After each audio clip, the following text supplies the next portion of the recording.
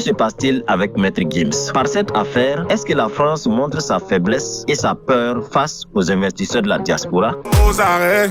Ils vont me mettre aux arrêts. Jetons ensemble un regard sur le sujet. Une interpellation à l'aéroport, une procédure judiciaire ouverte et au centre de l'attention, une figure majeure de la musique francophone, Gims. Mais derrière l'image publique, une réalité plus complexe apparaît progressivement. Des flux financiers importants, des activités diversifiées et des opérations économiques qui s'étendent sur plusieurs pays. Alors, que révèle réellement cette situation? Et surtout, que peut-on en comprendre dans une lecture économique plus large? Voici une analyse complète. Pour comprendre ce qui se passe réellement, il faut d'abord regarder le contexte. Aujourd'hui, la France traverse une période de tensions économiques profondes. Les investisseurs deviennent de plus en plus prudents et certains capitaux quittent le territoire, souvent discrètement, sur la pointe des pieds. Écoutez attentivement ce que je vais vous dire maintenant, c'est très révélateur. En 2012, le Français Bernard Arnault, l'un des hommes les plus riches du monde, demande discrètement la nationalité belge. Officiellement, ce n'est pas une fuite, mais le signal était clair. La même année, Gérard Depardieu, lui, ne fait pas dans la discrétion. Il quitte la France,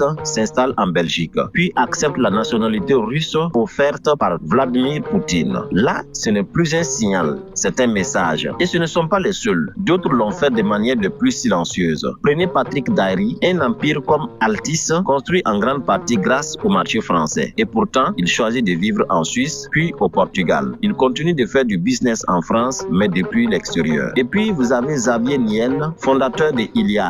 Lui ne part pas officiellement, mais en observant bien ses investissements, ils sont de plus en plus internationaux. Son capital, lui, franchit désormais les frontières françaises. Même logique pour Jean-Marie Messier, ancien patron de Vivendi qui finit par se repositionner aux États-Unis. Ou encore Marc Simoncini, fondateur de Mythique qui dévoile une vision résolument tournée vers l'international hors de France. Et parfois, ce sont des situations plus complexes, comme celle de Bernard Tapie qui a lui aussi déplacé certaines activités hors de France à des moments clés. Il y a encore beaucoup plus de cas. Aujourd'hui, le phénomène a changé. Les investisseurs ne partent plus forcément avec les valises. Ils partent avec les structures, des holdings à Dubaï, des résidences fiscales à Lisbonne, des levées de fonds à Londres, des représentations en Asie ou en Afrique ou encore en Russie. Même au cœur des stations F à Paris, vous avez des start-up françaises avec des sociétés immatriculées à l'étranger. Alors comprenez bien ceci. Ce que vous voyez, ce n'est pas une fuite d'hommes, c'est une fuite de capitaux. Et ça, c'est beaucoup plus puissant. Ce phénomène n'est pas spectaculaire, mais il est réel. Et dans ce type d'environnement, chaque mouvement financier important attire davantage l'attention. Et justement, avant même cette affaire, il faut comprendre un point essentiel. Gims n'est pas seulement un artiste, il s'inscrit dans une logique de diversification économique et industrielle. Production musicale, image de marque, immobilier, etc. Avec plusieurs millions d'albums écoulés et une présence internationale, il dispose d'une capacité financière et d'une influence importante. Ce type de profil devient aujourd'hui de plus en plus courant au sein de la diaspora et chez les afro-descendants. Revenons maintenant aux faits. Le 25 mars 2026, Gims est interpellé à son arrivée à l'aéroport Paris-Charles de Gaulle. Il est entendu dans le cadre d'une procédure portant sur des opérations financières complexes impliquant plusieurs acteurs et plusieurs structures. Quelques jours plus tard, il est placé sous mise en examen puis sous contrôle judiciaire avec certaines obligations fixées par la justice. À ce stade, un point est essentiel. La procédure est toujours en cours et aucune conclusion définitive n'a été retenue. Mais ce qui rend cette affaire vraiment particulière, c'est son ampleur. Les investigations porteraient sur plus de 2000 sociétés et environ 319 millions d'euros sur plusieurs années. Ces chiffres donnent une idée de la complexité du système étudié. On parle ici d'un réseau structuré avec des flux circulant entre plusieurs niveaux d'activité. Et au cœur de cette affaire, un projet attire particulièrement l'attention. Un projet immobilier situé à proximité de Marrakech. Plus d'une centaine de villas haut de gamme, des infrastructures de loisirs qui ciblent une clientèle internationale. Sa valeur est estimée autour de 100 millions d'euros. La question centrale porte sur la structuration financière et le rôle exact des différents acteurs. À ce stade, certains éléments évoquent un rôle lié à l'image et à la promotion, mais cela reste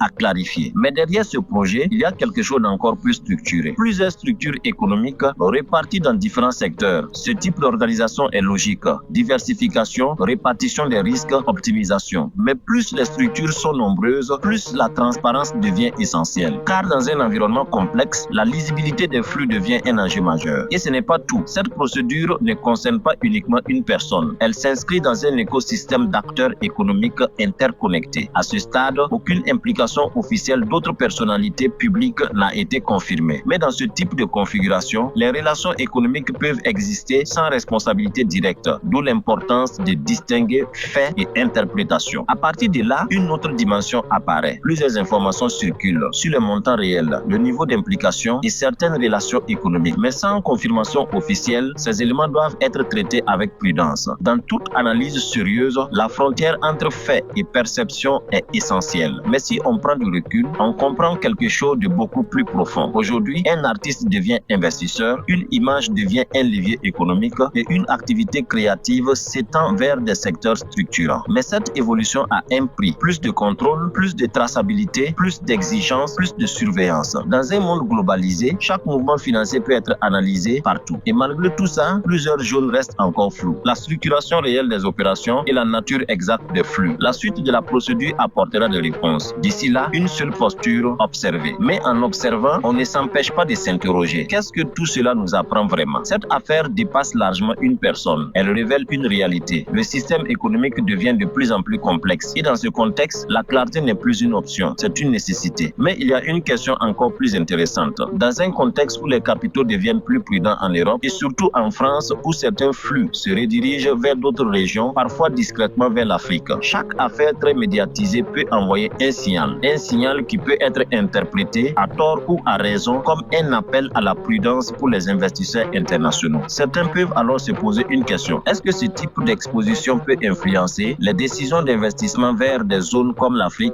Et si ce Congolais Gandhi Douna, alias Maître Gims, réussit son projet, combien d'autres investisseurs de la diaspora imiteraient son pas? Et quelle pourrait être la conséquence sur la situation économique française en particulier et même occidentale en général? À ce stade, rien ne permet de tirer une conclusion trop hâtive. Mais une chose est sûre, dans l'économie moderne, les faits comptent, mais la perception influence aussi les décisions. Et on voit bien que ceux qui voient loin commencent à choisir l'Afrique comme la destination de choix pour placer leur argent. Et justement, pendant que certains capitaux deviennent hésitants ailleurs, d'autres territoires restent largement sous-exploités. Actuellement, dans le bâtiment, les ouvriers sans papier travaillent dur sur des chantiers aux États-Unis. Et quand vient le moment de les payer, on appelle la police de l'immigration ICE et on les expulse du pays les mains vides. Alors que l'investissement immobilier en Afrique est un domaine encore quasiment vierge. Nous en parlons d'ailleurs dans la vidéo qui s'affiche juste en haut.